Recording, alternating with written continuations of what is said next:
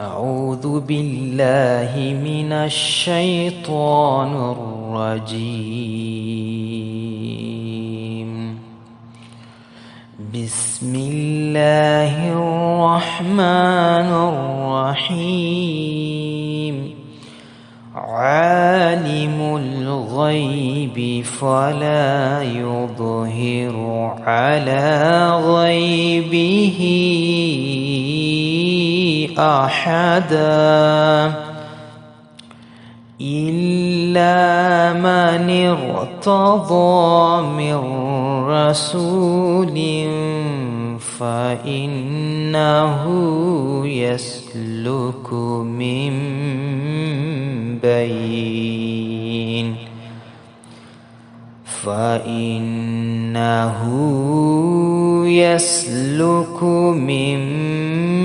بين يديه ومن خلفه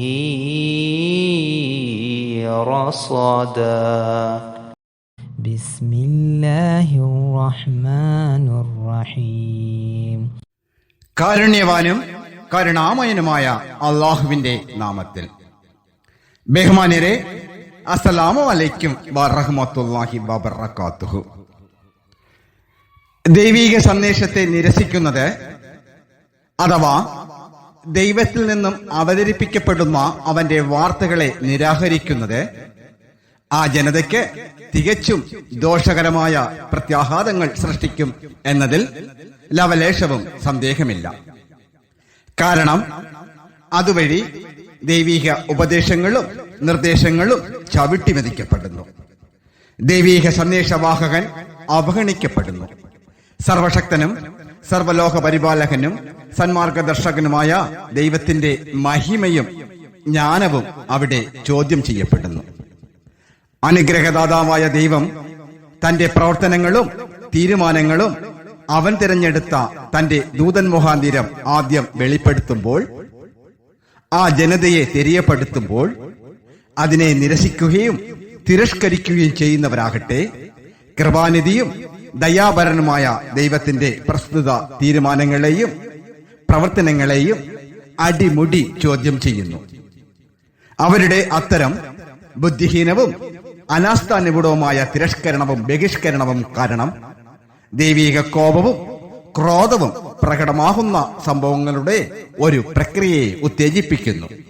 അതായത് അവരുടെ അത്തരം ബുദ്ധിശൂന്യവും അശ്രദ്ധാപൂരിതവുമായ നിഷേധവും നിരസനവും കാരണം ദൈവിക കോപവും ക്രോധവും ഒഴിച്ചുകൂടാനാവാത്ത വിധം വെളിപ്പെടുവാൻ പര്യാപ്തമായ ഒരു ഘടകമായി മാറുന്നു. അത് വ്യക്തിഗത വിധിയെ എല്ലാ നിലയിലും ബാധിക്കുന്നതിനോടൊപ്പം തന്നെ ദേശീയതല ഐശ്വര്യവർദ്ധനയ്ക്ക് അത് തീർത്തും പ്രതിബന്ധം സൃഷ്ടിക്കുന്ന ഒന്നായി പരിണമിക്കുന്നു. അഥവാ അത് ദേശീയ ഭാഗ്യത്തെ തന്നെ മാറ്റിമറിക്കുകയും ചെയ്യുന്നു. ഇതിന് മതപരവും മതേതരപരവുമായ ചരിത്രങ്ങൾ സാക്ഷ്യമാണ്. ജൂതന്മാരുടെയും ക്രിസ്ത്യാനികളുടെയും മുസ്ലിങ്ങളുടെയും ആത്മീയ മനസ്സിൽ ആഴത്തിൽ പതിഞ്ഞിട്ടുള്ള അഥവാ അവർക്കൊരിക്കലും മറക്കാനാവാത്ത ഹസ്രത്ത് നൂഹ് നബി അലൈഹിസ്സലാം അഥവാ ഹസ്രത്ത് നോഹ പ്രവാചകന്റെ കാലഘട്ടത്തുണ്ടായ ജലപ്രളയം അതിനുദാഹരണമാണ്. വിശുദ്ധ ഖുർആൻ അത് ആവർത്തിച്ച് വ്യക്തമാക്കുന്നു, ഉറപ്പിക്കുന്നു, ഇപ്രകാരം നമ്മെ ബോധവൽക്കരിക്കുന്നു. ബിസ്മില്ലാഹിർ റഹ്മാനിർ റഹീം. വമാ കുന്നാ മുഅദ്ദിബീന ഹത്താ നബ്അസ റസൂലാ. കൃപാകരനും ദയാപരനുമായ അള്ളാഹുവിന്റെ നാമത്തിൽ. ഒരു ദൂതനെ അയക്കുന്നതുവരെ നാം ശിക്ഷിക്കാറില്ല. വിശുദ്ധ ഖുർആൻ സൂറത്തുൽ ബനു ഇസ്രായേൽ വചനം 16. ഒരു മുന്നറിയിപ്പും പ്രവചനവും. നോഹ പ്രവാചകന്റെ നാളുകൾ ആസന്നമാകുന്നു. ആഫ്രിക്കൻ ഭൂഖണ്ഡത്തിൽ മൗറീഷ്യസ് എന്ന രാജ്യത്തിൽ നിന്നുള്ള ഹസ്രത്ത് ഖലീഫത്തുല്ലാ മുനീർ അഹമ്മദ് അസീം അയ്ദുല്ലാഹു താല ബിൻ നസീർ അസീസ് അവർ കഴിഞ്ഞ 2018 ജാനുവരി 26-ാം തീയതി നിർവഹിച്ച തന്റെ ജുമ പ്രഭാഷണത്തിൽ ഇപ്രകാരം മർത്യകുലത്തിന് മുന്നറിയിപ്പ് നൽകിയിരുന്നു. ഈ ലോകത്തെ അപഹരിക്കുന്ന പല ഭയാനകമായ കാര്യങ്ങളും എന്റെ രക്ഷിതാവായ അള്ളാഹുവിന്റെ കണ്ണുകൾ കൊണ്ട് ഞാൻ കാണുന്നു. ഏകനായ ദൈവം കുറച്ചുകാലം നിശബ്ദനായിരുന്നു. എന്നാൽ ഇപ്പോൾ എന്റെ വരവോട് കൂടെ ആ സമയം ആസന്നമായിരിക്കുന്നു. എന്റെ വരവാകട്ടെ ദൈവത്തിന്റെ വിനീതദാസൻ എന്ന നിലയിലും നിങ്ങൾക്കെല്ലാവർക്കും, അതായത് മാനവകുലത്തിന്റെ താക്കീതുകാരൻ എന്ന നിലയിലും ദൈവീകമായി മുൻകൂട്ടി നിശ്ചയിച്ചതാണ്. നിങ്ങൾ ഏകനായ ദൈവത്തെ മാത്രം ആരാധിക്കുന്നതിലേക്ക് മടങ്ങിയില്ല എങ്കിൽ നിങ്ങളെ പിടികൂടുന്ന അപകടങ്ങൾക്കെതിരിൽ നിങ്ങൾ ജാഗ്രതയോടിരിക്കുക. സർവശക്തനായ ദൈവം തീർച്ചയായും അവന്റെ ഭയങ്കരമായ മുഖം നിങ്ങളെ കാണിക്കും. ദൈവീക കോപം കുറ്റവാളികളെ പിടികൂടുന്ന കാലം വിദൂരമല്ല എന്നത് ചെവിയുള്ളവർ കേൾക്കട്ടെ. എല്ലാവരെയും ദൈവീക അഭയമാകുന്ന തണൽ കീഴിൽ കൊണ്ടുവരുവാൻ ഞാൻ ശ്രമിച്ചു. നിങ്ങൾക്കിടയിൽ അഭിപ്രായ വ്യത്യാസങ്ങളെ വിസ്മരിക്കുവാനും വിനയത്തോട് വർത്തിക്കുവാനും നിസ്സാര കാര്യങ്ങൾക്ക് വെറുതെ പരസ്പരം തർക്കിക്കാതിരിക്കുവാനും ഞാൻ നിങ്ങളോട് പറഞ്ഞു. നമ്മൾ തമ്മിൽ ഒരു യുദ്ധം വേണ്ട, നമ്മൾ തമ്മിൽ സമാധാനം സ്ഥാപിക്കാം എന്നും ഞാൻ നിങ്ങളോട് മൊഴിഞ്ഞു. പരസ്പരം കലഹിക്കുന്നവരോട് നിങ്ങൾ നേർമാർഗത്തിൽ ആണെങ്കിൽ ക്ഷമയോടെ മൈത്രി പുനഃസ്ഥാപിക്കേണ്ടതാണെന്നും ഒരമ്മയുടെ മക്കളെന്നോണം പരസ്പരം സഹോദര സഹോദരിമാരെ പോലെ ജീവിക്കേണ്ടതാണെന്നും നിങ്ങൾ ധിക്കാരികളോ അല്ലെങ്കിൽ പൊങ്ങച്ചക്കാരോ ആകരുതെന്നും ഞാൻ നിങ്ങളോട് പറഞ്ഞു. മനുഷ്യകുലമേ, ദൈവത്തിന്റെ കൽപ്പനകൾ തീർച്ചയായും നടപ്പിൽ വരിക തന്നെ ചെയ്യും. വരും ദിവസങ്ങളിൽ നിങ്ങൾ നോഹ പ്രവാചകന്റെ നാളുകളെ കാണും. എന്നാൽ ദൈവം തന്റെ കോപം വെളിപ്പെടുത്തുന്നതിൽ വളരെ സാവധാനമുള്ളവനാണ്. നിങ്ങൾ പശ്ചാത്തപിച്ചു മടങ്ങുവാനായി അവൻ നിങ്ങൾക്ക് ധാരാളം സമയം അനുവദിച്ചു നൽകുന്നു. അതിനാൽ ദൈവീക കാരുണ്യം ലഭിക്കേണ്ടതിന് നിങ്ങൾ പശ്ചാത്തപിക്കുക. ദൈവത്തെ ഉപേക്ഷിക്കുന്നവനാകട്ടെ അവനൊരു കീടമാണ്, മനുഷ്യനല്ല. ദൈവത്തെ ഭയപ്പെടാത്തവനാകട്ടെ അവനൊരു ശവമാണ്, ജീവനുള്ളവനല്ല. ഒരു പ്രവചനത്തിന്റെ വ്യക്തമായ പുലർച്ച അഥവാ പൂർത്തീകരണം. ഈ നൂറ്റാണ്ടിന്റെ ദൈവനിയോഗിതനായ ആഫ്രിക്കൻ ഭൂഖണ്ഡത്തിൽ മൗറീഷ്യസ് എന്ന രാജ്യത്തിൽ നിന്നുള്ള ഹസ്രത്ത് ഖലീഫത്തുള്ള മുനീർ അഹമ്മദ് അസീം അയ്ദുല്ലാഹു തആല ബിൻ നസ്രീൻ അസീസ് അവരുടെ മേൽ പറഞ്ഞ പ്രവചനത്തിനു ശേഷം അല്ലാഹു തആല അതുമായി ബന്ധപ്പെട്ട, അതായത് നോഹ പ്രവാചകന്റെ നാളുകളുടെ വരവിനെ കുറിച്ച് ധാരാളം അടയാളങ്ങൾ വെളിപ്പെടുത്തുകയും ആ പ്രവചനം വളരെ വ്യക്തമായ നിലയിൽ നിറവേറ്റുകയും ചെയ്തു. ഈ നൂറ്റാണ്ടിന്റെ ദൈവനിയോഗിതനായ ഹസ്രത്ത് ഖലീഫത്തുള്ള മുനീർ അഹമ്മദ് അസീം അയ്ദുല്ലാഹു തആല ബിൻ നസ്രീൻ അസീസ് അവരുടെ പ്രസ്തുത പ്രവചനത്തിന്റെ സത്യാവസ്ഥയ്ക്ക് അഥവാ ആ പ്രവചനത്തിന്റെ വ്യക്തമായ പൂർത്തീകരണത്തിന് ഈ അടുത്ത ദിവസങ്ങളിൽ, ഈ അടുത്ത സമയങ്ങളിൽ നാമെല്ലാം സാക്ഷ്യം വഹിച്ചു. ലോകമെമ്പാടുമുള്ള, ലോകമാകെ അരങ്ങേറിയ അത്തരം സംഭവങ്ങളുടെ വിവരങ്ങൾ ഞങ്ങൾ ഇപ്പോൾ നിങ്ങളുടെ സമക്ഷം അനാവരണമാക്കുകയാണ്. കഴിഞ്ഞ 2013 ഏപ്രിൽ 5-ാം തീയതി ആ മഹാത്മാവ് നിർവഹിച്ച തന്റെ ജുമാ പ്രഭാഷണത്തിൽ ഇപ്രകാരം പറഞ്ഞു: ഒരു ദൈവീക ശിക്ഷ, അതായത് സർവശക്തനായ ദൈവത്തിൽ നിന്നും ഇറങ്ങുന്ന ഒരു ശിക്ഷയെ പ്രകൃതി ദുരന്തത്തിൽ നിന്നും തികച്ചും വേർതിരിക്കുവാനുള്ള പ്രധാന സവിശേഷത എന്താണെന്ന് വച്ചാൽ, ആ ശിക്ഷ ബാധിക്കപ്പെടുന്നതിന് മുൻപ് തന്നെ, അതായത് ദൈവത്തിൽ നിന്നും ആ ശിക്ഷ ഭൂമിയിൽ ഇറങ്ങുന്നതിന് മുൻപ് തന്നെ ആ ദൈവീക ശിക്ഷയെക്കുറിച്ച് മുൻകൂട്ടി പറയപ്പെടുന്നു എന്നതാണ്. തന്നെയുമല്ല, പ്രസ്തുത ശിക്ഷ സാക്ഷാത്കരിക്കപ്പെടുന്നതിന് മുൻപ് തന്നെ, അഥവാ ആ ശിക്ഷ ഇറങ്ങുന്നതിന് മുൻപ് തന്നെ അതിനെക്കുറിച്ച് മുൻകൂട്ടി പറയുക എന്നത് മാത്രമല്ല, ആ ശിക്ഷയുടെ കൃത്യമായ സ്വഭാവം വളരെ വ്യക്തമായി തികച്ചും വിശദമായി വിവരിക്കപ്പെടുകയും ചെയ്യുന്നു എന്നതാണ്. ഹസ്രത്ത് നോഹ പ്രവാചകന്റെ കാലത്ത് ഇതിന് വ്യക്തമായ ഉദാഹരണങ്ങൾ കാണാം. തന്റെ ജനത അവരുടെ ദുഷിച്ചതും അപമാർഗ സഞ്ചാരം നിമിത്തത്താലും അതുപോലെ തന്നെ തന്റെ അവകാശവാദങ്ങളെ തുടർച്ചയായി നിരസിക്കുകയും തള്ളിക്കളയുകയും ചെയ്യുന്ന കാരണത്താലും നശിപ്പിക്കപ്പെടുമെന്ന് ഹസ്രത്ത് നോഹ പ്രവാചകൻ തന്റെ ജനതയ്ക്ക് മുന്നറിയിപ്പ് നൽകി. തന്നെയുമല്ല, അവരുടെ നാശത്തിന്റെ വഴി വെള്ളമാണെന്നും ഇന്നോളം കണ്ടിട്ടില്ലാത്ത ഒരു ജലപ്രളയം ഉണ്ടാകുമെന്നും അതിൽ നിന്നും മനുഷ്യനോ മൃഗമോ ഏതൊന്നും തന്നെ സുരക്ഷിതരായിരിക്കില്ല എന്നും അദ്ദേഹം ഒരേ ശ്വാസത്തിൽ തന്റെ ജനതയ്ക്ക് മുന്നറിയിപ്പ് നൽകി. നാം ഇപ്പോൾ പരിഗണിക്കുന്ന അഥവാ നാം ഇപ്പോൾ വിശകലനം ചെയ്യുന്ന ദൈവീക ശിക്ഷയാണ് വാസ്തവത്തിൽ വിശ്വാസികളെ അവിശ്വാസികളിൽ നിന്നും വേർതിരിക്കുന്നത്. അതുപോലെ തന്നെ ദൈവത്തിന്റെ യഥാർത്ഥ ഭക്തദാസന്മാരെ ഇത്തരം ശിക്ഷ ബാധിക്കില്ല, അഥവാ അവർക്ക് ഒരു ദുരനുഭവങ്ങളും അത് മുഖാന്തരം ഉണ്ടാകില്ലെന്നും വളരെ വ്യക്തമായി തന്നെ ആ കാലഘട്ടത്തിലെ പ്രവാചകൻ മുന്നറിയിപ്പ് നൽകുന്നു എന്നതും നാം പ്രത്യേകം ഓർക്കേണ്ടതുണ്ട്. ദൈവീക ശിക്ഷയിൽ അതിന്റെ നിലവാരത്തിലും അതിന്റെ അവസ്ഥയിലും ക്രമേണയുള്ള പരിവർത്തനവും ക്രമീകരണവും നിലനിൽക്കുന്നു എന്നതാണ്. തിന്മയുടെ മേൽ നന്മയുടെ ആത്യന്തിക വിജയം വരെ, അസത്യത്തിനുമേൽ സത്യം പൂർണ്ണമായി ആധിപത്യം കരസ്ഥമാക്കുന്നതുവരെ ദൈവീക ശിക്ഷയുടെ പരമ്പര അനവരതം വഷളാവുകയും കാലക്രമേണ കൂടുതൽ കഠിനമാവുകയും ചെയ്യുന്നു.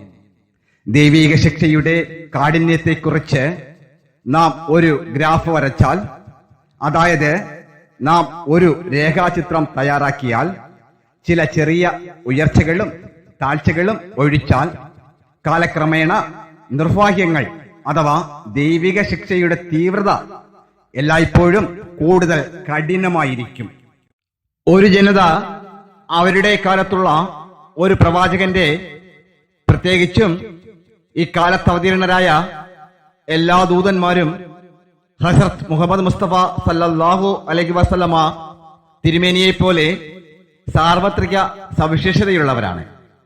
അതായത് അവർ മർത്യകുലത്തിനാഹ്വാനമായി അവതരിച്ചവരാണ്. അത്തരം ഒരു പ്രവാചകന്റെ അവകാശവാദങ്ങളെ, അതായത് അദ്ദേഹം മുഖേന സർവശക്തനായ ദൈവം വെളിപ്പെടുത്തുന്ന അവന്റെ തീരുമാനങ്ങളെയും നിർദ്ദേശങ്ങളെയും സമകാലിക സമൂഹം അംഗീകരിക്കുന്നില്ല എങ്കിൽ അവരുടെ നാശം അവർക്ക് ചുവരിലെ എഴുത്തായി മാറുന്നു. തുടർന്ന് ദൈവീക ശിക്ഷയുടെ അന്തിമഘട്ടം ഏറ്റവും കഠിനവും നിർണായകമായ രൂപത്തിലും ആയിരിക്കും. ഇത്തരത്തിൽ ക്രമീകരിക്കപ്പെട്ട തീവ്രത അഥവാ ദുരന്തങ്ങൾ സാധാരണ ദുരന്തങ്ങളിൽ ഒരിക്കലും ഉണ്ടാകാറില്ല. അല്ലാഹു തആല അവന്റെ സൃഷ്ടികളുടെ ഹൃദയവും മനസ്സും തുറന്നു കൊടുക്കട്ടെ. അങ്ങനെ വളരെ വൈകുന്നതിന് മുൻപ് തന്നെ അവർ തങ്ങളുടെ തെറ്റുകൾ തിരിച്ചറിയും. ഇൻഷാ അല്ലാഹ്, ആമീൻ. സംസ്ഥാനത്ത് 5 നദികളിൽ പ്രളയ മുന്നറിയിപ്പുണ്ട്. മധ്യ കേരളത്തിലെ മലയോര മേഖലയിലാണ് ശക്തമായ മഴയുള്ളത്. കൂട്ടിക്കലിലും കോതമംഗലത്തും കാണാതായവരുടെ മൃതദേഹം കണ്ടെത്തി. ദുരിതപ്പെയ്ത്ത് തുടരുന്നതിനിടെ ചാലക്കുടി പുഴയിലെ കുത്തൊഴുക്കിൽ കാട്ടാന പിടിച്ചുനിന്നത് 6 മണിക്കൂറിലേറെ സമയം. ST കോളനിയിലുണ്ടായ ഉരുൾപൊട്ടലിൽ 2.5 വയസ്സുള്ള കുഞ്ഞടക്കം 2 പേർ മരിച്ചു. ഒരാളെ കാണാതായി.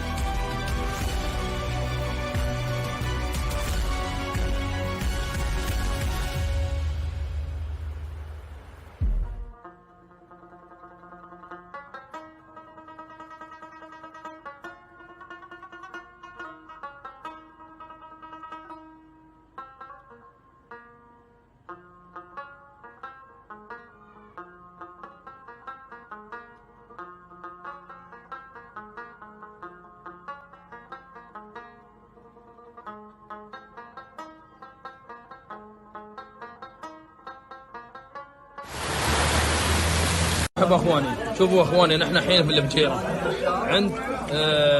عند البترول في الفجيره. الناس غرقانه. وين الشرطه؟ وين الجيش؟ مفروض الشرطه والجيش يتدخلون.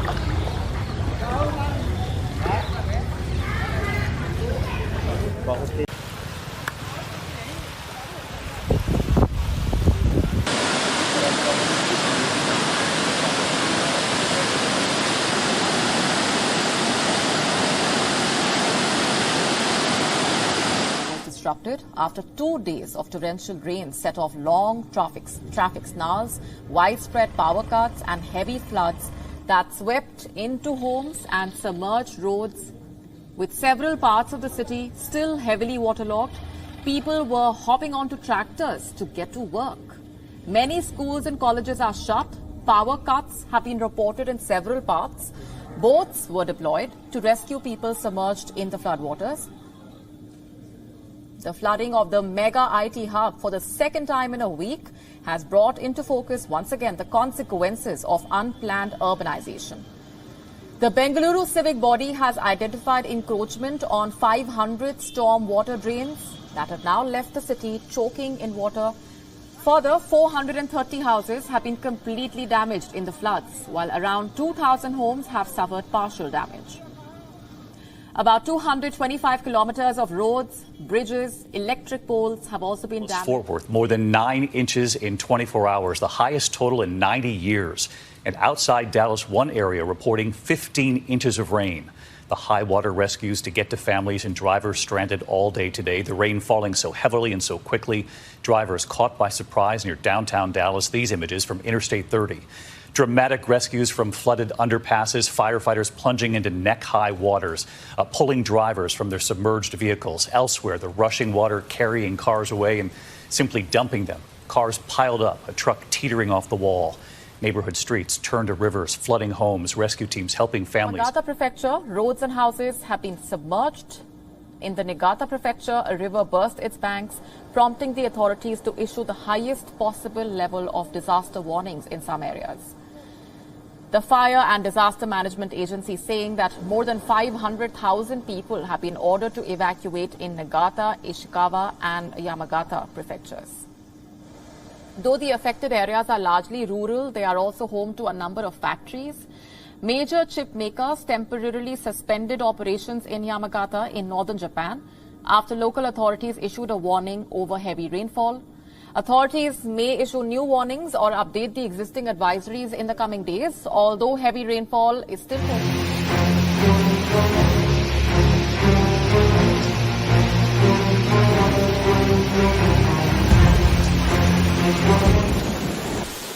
Hello everyone, welcome to our YouTube channel. Devastating flash floods have washed away roads, homes and crops, leaving a trail of deadly havoc across Pakistan.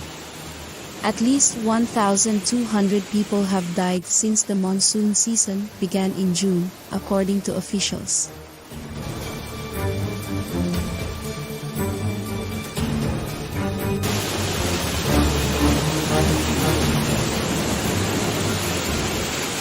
Prime Minister Shehbaz Sharif called the flooding the worst in the history of Pakistan, adding it would cost at least $10 billion to repair damaged infrastructure spread across the country.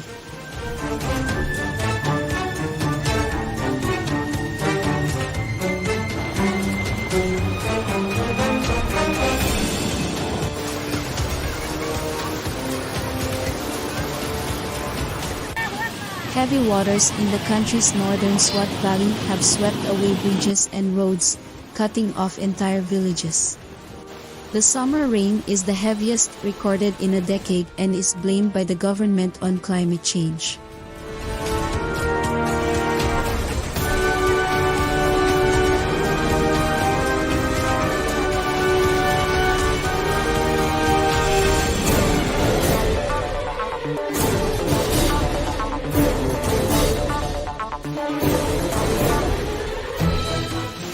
China has also boomeranged from extreme floods to equally intense droughts.